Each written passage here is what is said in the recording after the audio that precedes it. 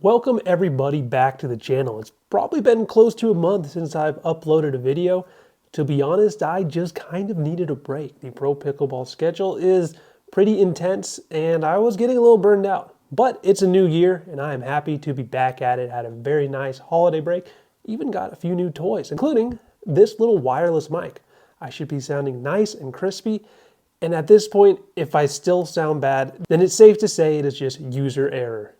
So it is a new year and the pro pickleball schedule is already firing on full cylinders. We've got the first PPA event. But before we get into all of that, let's take a look back at 2024. I've got a ton of charts and I'm going to walk you through how I'm going to vote in the Dink's end of the season awards. So let's get started with women's pro singles on the PPA tour. Here we're tracking the 3-2-1 weighted medal count, 3 points for gold, 2 points for a silver, 1 point for a bronze, tracked over the course of the season.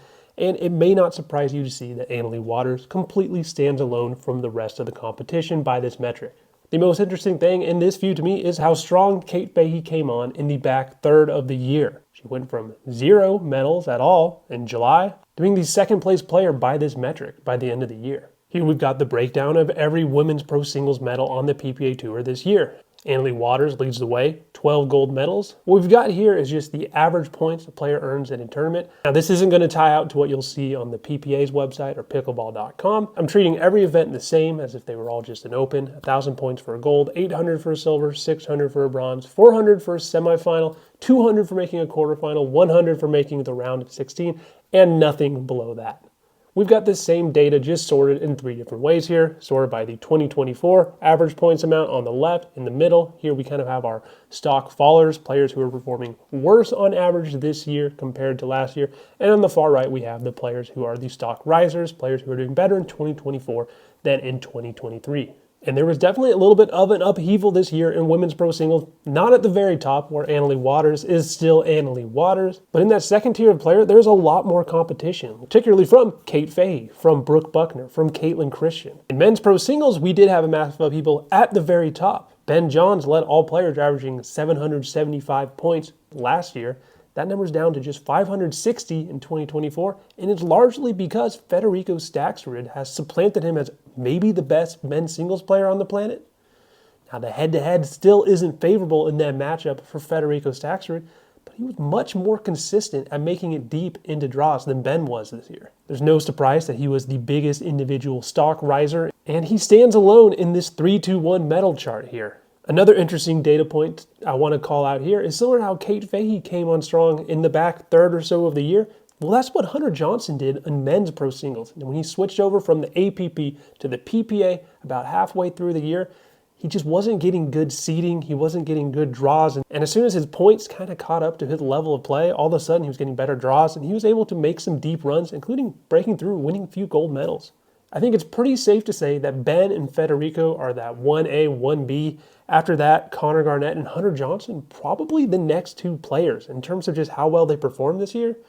And then after that, there's just a whole mess of players that can compete and get to a semifinal in any given week, but where it would still feel like an upset if they're taking out a Ben Johns or a Federico Staksrud. Moving on to men's pro doubles, which honestly may have been the most interesting event on the PPA this year. And it didn't really feel like that was going to be the case at the start of the year. Ben and Colin started off pretty hot in 2024. Up through about April, it looked like they were just once again separating themselves from the pack, but then they went on that unprecedented medal drought. They didn't earn a single medal between April and August, and it wasn't because they weren't playing. They were just getting beat. In fact, by this 3-2-1 weighted medal count metric, J.W. Johnson finished the season with 26 points. Then there was a 3-way tie between Ben Johns, Colin Johns, and Federico Staksrud. And then Dylan Frazier finished with 24 points. He had 5 players all jammed right at the very top of this chart. There's also a very strong kind of second tier of players. As we saw Gabe Tardio and Hayden Patrickman take the next step. There's a tremendous amount of parity in men's pro doubles right now on the PPA Tour. And that's why the biggest headline in the last couple weeks, that Ben Johns and Colin Johns will no longer be playing with each other going forward, is kind of coming at an unfortunate time in my opinion. Like, we have a whole lot of parity with the Johns bros playing together right now. If they break up, are Ben and his next partner just going to dominate the scene again? Are we going to lose that drama that was so much fun to follow? But honestly, I think I might be picking the field against Ben Johns once again in 2025. Real quick, here again, we've got the average points per event. And just take a look at some of these stock risers. Gabe Tardio, Andre Diascu, Hayden Patrickman, Federico Staxford, even Dekel Bar, Jaume Martinez-Vic, Christian Alshon all improved their average by almost 200 points. And if you look at the stock fallers, a lot of those gains came at the expense of Ben Johns, Colin Johns, Riley Newman, and Matt Wright. It felt like those four players made up almost every single men's pro doubles final on the PPA Tour in 2022 and 2023. Up next, we've got women's pro doubles, where it was pretty much a two-horse race between the team of Annalie Waters and Catherine Parento and Anna Bright and Rachel Rohrabacher. This is turning into probably the best active rivalry in pro pickleball, in my opinion. I want to do a deep dive on just this matchup. I've got some data from Ben over at Real Clear Stats. He statted all these matches for me. It's on my computer. I've just been really lazy. So if that's a video that you'd be interested in seeing, let me know in the comments. Now, before I move on to the next slide, here's a trivia question. Obviously, Annalie Waters, Catherine Parento, Anna Bright, and Rachel Rohrabacher took home the vast majority of the gold medals in women's doubles on the PPA Tour. But can you name the other 3 individuals who also won a gold medal on the PPA Tour this year? There's only 3. I'm going to give you 5 seconds.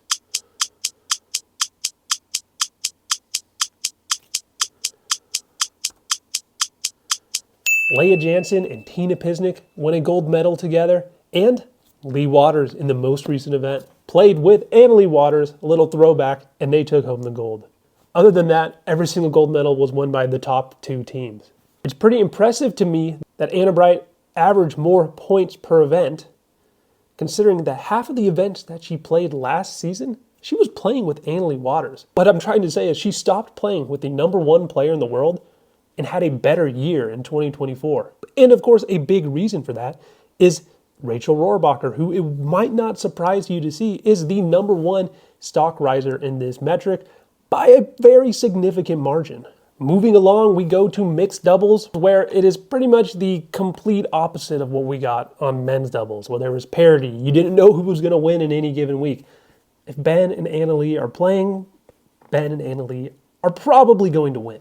Now, Ben actually stands alone in this metric because Annalie missed a few events. He won a few golds with Etta Wright. He played one with Anna Bright. And speaking of Anna Bright, she also separates herself as the 3rd player by this metric, followed shortly thereafter by Georgia Johnson and J.W. Johnson. Here's a quick look at the full medal breakdown for mixed doubles in 2024. Again, mostly concentrated at the top. Taking a quick look at the average points, you can see that Ben and Annalie actually got more dominant in mixed doubles. Jack Sock is the biggest stock faller in this metric. That is, of course, because he only played one event in 2023 with Annalie Waters. They won gold. So you can probably ignore that data point. But it's kind of funny, and it's technically correct, the best kind of correct, so I left it in. The last couple of charts we've got here is a 3-2-1 medal stat. This time it is for all events thrown all in one place. Annalie Waters is alone at the top, followed by Ben Johns. Federico Staxford comes in 3rd with 78 points, followed by Catherine Parento and Anna Bright, and then after that there's a bit of a drop-off. And here we've got the PPA 2024 full medal breakdown for all events. And by the way, if you like these charts, I'm probably going to be tweeting all of these out at some point. So be sure to follow me there at Matty_Pickles. Also check me out on Instagram at Matty.Pickles. So that does it for the fun with charts year in review section. Now let's move on. I want to walk you through the Dink end of season awards and show you how I'm going to be voting. We start off with the best YouTube content creator, and I don't know what happened, guys, but I did not make the cut. This is going to be a goal for next year, I guess. I'm still pretty small, like 1,200 subs. Really didn't start posting in earnest until around like June. But I'm going to keep grinding. I'm going to see if I can't crack this thing next year. My pick here is going to be Zane Navratil. His Pros vs. 5-0s video series is really the only pickleball YouTube content that when I see it get uploaded, I'll usually go and just watch that right away or over my lunch break. Up next, best on-air personality. My pick here is Adam Stone. I just think he is currently the class of all the commentators we have. Up next, best pickleball podcast, which I don't think I'm really a podcast. Maybe I am. Maybe if I just gave this thing a name, it could be a podcast. If I did, I think it would be something like this.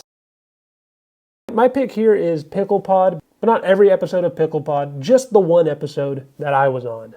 All right, here we get into the player awards, and the first one up is fan favorite. I think they did a pretty good job picking the players here. My pick is going to be Anna Bright, mostly because I'm just trying to suck up to her since she's come on this show a few times before, and I would love to have her back on.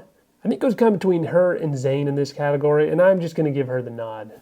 Best on-court antics, I'm going to go with Riley Newman. I think he's one of the players that really understands he's out there not only to win and play good pickleball, but to entertain the crowd. I just think overall, I really enjoy watching him play, not only because of his style of play, which is also kind of fun and funky, but also just the way he carries himself on the court. Here we have best beef. I'm going to go with Colin Johns versus the net court. It's just iconic. It's a classic. It's been parodied many times. And the sleeper pick here is going to be Rachel Rohrabacher versus the boomers on the Facebook Pickleball Forum who complain about her every single time she plays a match. Like, it's ridiculous. For the upset of the year, I am going to go with Quang Duong and Christian Alshon versus Johns and Johns. Now, at this point, the Johns Bros had already been in a little bit of a slide. This was back in August, but the way Christian and Quang won, and also I did a recap video of this event, and it was by far my most viewed video ever. It just felt like it was a significant result. There was just such a stylistic difference between the tried and true way that the Johns Bros were playing and just the really intense drive-heavy strategy banger ball that Christian and Quang were playing. And of course, the Texas Ranchers bias had to come through eventually. Now, these next 4 awards to me feel like kind of the more serious awards. So I put a little bit more thought into these, and we get to have some fun with a few more graphics and charts. Up first, we have Women's Most Improved Player of the Year. The 5 selections we are given are Mari Humberg, Kate Fahey, Tina Pisnick, Caitlin Christian, and Hurricane Tyra Black. Now, the first 2 players, Kate Fahey and Caitlin Christian, they just don't feel like they're quite on the same level as the next 3. To me, they're still kind of just singles specialists, maybe more so Caitlin Christian. And here's what I mean by that. Caitlin Christian played 24 singles events, and she won 1 gold medal, made 4 finals. However, the 23 gender doubles she played only made it to 12 round of 16s and never advanced past that. And in mixed, it's even worse. 22 round of 32s and only 1 time made it to the round of 16. It's a similar thing with Kate Fahey, who she was on a very good Major League Pickleball team, but their mixed doubles line with her and Gabe Tardio was the worst mixed doubles team among all mixed doubles teams that actually played together the entire year.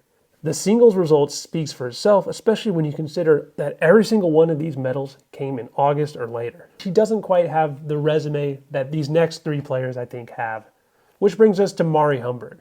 Now, obviously, she plays a lot over on the APP Tour, so just a quick compare of her end-of-year 2023 ranking to 2024 ranking, and it wasn't quite as big of a jump as I thought it might be when you consider the year she had on the PPA Tour in women's doubles, specifically when she played with Georgia Johnson. I think she has a stronger case than the previous 2 players we discussed, but still isn't quite on the same level of these next 2 players. Here we'll take a look at Hurricane Tyra Black's resume. She stopped playing singles. We won't hold that against her here. You can see significant gains made in women's doubles. She averaged about 175 points per event in 2023, up to 318 in 2024, and some moderate improvement in mixed doubles as well. But ultimately, I decided to once again let the Texas Ranchers bias shine through, and I'm going with Tina Pisnick. As I mentioned earlier, she is one of only 7 players who won a gold medal in women's doubles this year. She also took home 1 bronze and 3 silvers in mixed doubles. Additionally, she was a fringe Challenger League player in 2023, and she was a crucial member of the Texas Ranchers, who were a playoff team. Now, Tyra Black also was a crucial member of the Dallas Flash, who won it all. I think it's a pretty good pick. Moving along, we now go to the Men's Most Improved Player of the Year. And I gotta say, this category is so competitive that I'm not even sure the player I would have picked is in these 5 players that we get to pick from. Here we've got Quang Duong, Will Howes, Gabe Tardio, Augie Guh, and CJ Klinger. Here we've got CJ Klinger. Now, he does play a lot on the APP, so again, I was a little bit surprised that his end-of-season ranking isn't really that much better than it was in 2023. That said, I do still think he's a fine selection to be included in this list of players. Take a look at what he did in 2024 men's doubles on the PPA Tour, especially coming on strong late, playing one with Quang Duong, making to the semis, beating the Johns Bros. He was a huge reason why the New York Hustlers were able to make the playoffs, especially since Jack Sock didn't really perform like a first-round pick. He also won his first ever gold medal in the most recent PPA, playing with Andre Diascu. Keep an eye out on what he does this upcoming year, but I just think there are players who have a stronger claim to this than him, including Augie Guh. Again, you've got to take into consideration the MLP factor of this. He was such a crucial part of that team, why they performed well. The fact that Ben Johns is looking for a new partner, Augie Guh's name is getting floated, that alone should tell you how improved this guy is. He had a few good runs in men's doubles, playing with Jaume Martinez-Vic, and in mixed doubles, of course, he had that great semifinal run with Tyra Black, which probably played a big part in him getting that chance on the Dallas Flash. Another strong candidate is Quang Duong. He wasn't even drafted in Major League Pickleball. The Rangers then shuffled, dropped Pablo Tejas, and added Quang, and it worked, which is pretty crazy because Pablo Tejas is also having a really good year on the PPA Tour. Quang Duong's a guy who people just thought was a singles specialist coming into this year, and ironically, he broke through and got a gold medal this year with Christian Alshon before he won his first singles gold medal. There's still a lot of improvement to be had in mixed doubles, and he's not consistently making it deep into the semifinals of gender doubles. My runner-up for this award is Will Howes, and the PPA data just doesn't really tell you a full picture. If you look at his end-of-year APP ranks, wasn't even in any of the top 20s in 2023. To 2024, he's the number one men's players in men's doubles and in mixed doubles. Also, look at what he did on the New Jersey Fives, although maybe get a little bit of an asterisk since when you play next to Ainley Waters, it's definitely going to help make you look good. My pick for this award is Gabe Tardio. He's completely broken through and is easily one of the top players on the right side in men's doubles. He took home 4 gold medals this year compared to 0 last year. He also had the 1 gold medal run with Jesse Irvin. He's a guy that people were just saying was the next big thing, and now he just is a big thing. This category was so deep, I think you really could make a strong argument for Federico Staksrud, for Hayden Patrickman, for Christian Alshon. The person I would have voted for is Federico Staksrud. Now, he was already one of the top singles players, but look at the leap he made year over year. Last year, he won 3 of 20 gold medals. This year, he won 9 of 24. After splitting up with Pablo Tejas, he's won 5 gold medals in men's doubles. Now, these 3 guys are all going to be nominated for the next award, Player of the Year, and I'm guessing that's why they also were included in Most Improved. But I don't know. I think I might have gone with Federico or Hayden in this award. And now that brings us to Player of the Year. For men, we have Ben Johns, Hayden Patrickman, J.W. Johnson, Christian Alshon, and Federico Staksrud. Christian Alshon had a very good year, but he's just not quite on the same caliber, resume-wise, as the rest of these players. Only has 2 gold medals. It's just really impressive. It's just not Player of the Year impressive. And to a lesser degree, that's also how I feel about Hayden Patrickman and J.W. Johnson. They had tremendous years, especially Hayden finally breaking through, becoming one of the elite top-tier players. But Hayden Patrickman's 10 overall medals, J.W. Johnson's 22 overall medals, they just don't quite hold up to the next 2 guys. And as much as I wanted to try to talk myself into giving this award to Federico Staksrud, I just couldn't get there. I mean, we just talked about him, an incredible year in singles, and he finally broke through and is winning men's doubles gold medals as well. But, I mean, just look at this. It wasn't as dominant as last year, but, I mean, you gotta pick Ben Johns. Just look at that mixed doubles chart. I mean, these are supposed to be funnels. You're supposed to see some attrition from the round of 16 to the final, and it's just not there. Although you do have to give him a slight knock for his poor showing at Major League Pickleball. In fact, if you want to hold that against him and just disqualify him from this award, you're allowed to do that. I just couldn't quite get there. The whole body of work just has to speak for itself. And last, we have the Women's Player of the Year award, which you might guess where I'm going with this one too. But still, trust the process. Let's go through the nominees. Ainley Waters, Catherine Parento, Anna Bright, Rachel Rohrbacher, and Georgia Johnson. Now, no disrespect to Georgia Johnson, but her resume is just pretty clearly a step below the rest of these 4 women. 4th place for this, I have Rachel Rohrbacher, and the biggest knock for her and Catherine Parento is that they have 0 medals when not partnered with Ainley Waters or Anna Bright, respectively. I went with Catherine Parento over Rachel Rohrbacher. Now, you could argue Rachel Rohrbacher or Catherine Parento at 3 and 4, and I think I could get there either way. But moving on to number 2 is Anna Bright. The 8 gold medals with Rachel Rohrbacher. She found 2 mixed doubles gold medals, 1 with Andre Diascu, 1 with Dylan Frazier. She had a tremendous year in MLP as well, leading the St. Louis Shock to the 2 seed. Just a phenomenal year, but again, what can you do with this? Again, these are supposed to be funnels. So there you have it. Running through it all again. Here are all my picks for these awards. That's all the time we have in this video. There's a lot we didn't get to. We've got PPA coming up right around the corner. Ben Johns is looking for a new partner. Who's he going to play with? There's all kinds of paddle drama. I'm not a paddle nerd. Maybe I should become one. I don't know. But before we go, a quick life update. I played in a tournament at the Austin Pickle Ranch. It was mixed doubles, combined duper 7-8, and took home a silver. Got a little iffy. We ended up making it through in pool play thanks to a point differential. Came down to 3 points between us and the third place team. Cruised in the semis and then lost in the final 21-20 on a sudden death rally in which I hit an out ball against a team that we had already beat. A tough ending, but still pretty happy with the silver. Also, check out the duper. We are so close, people. 4-0 is within reach. We just need one more good outing and we can get it. So stay tuned on that front. That's going to do it. Please like, please subscribe, send this to a friend. I'm going to try to get back onto a more regular upload schedule, so stay tuned. And let's go ahead and do a Basil the Dog outro.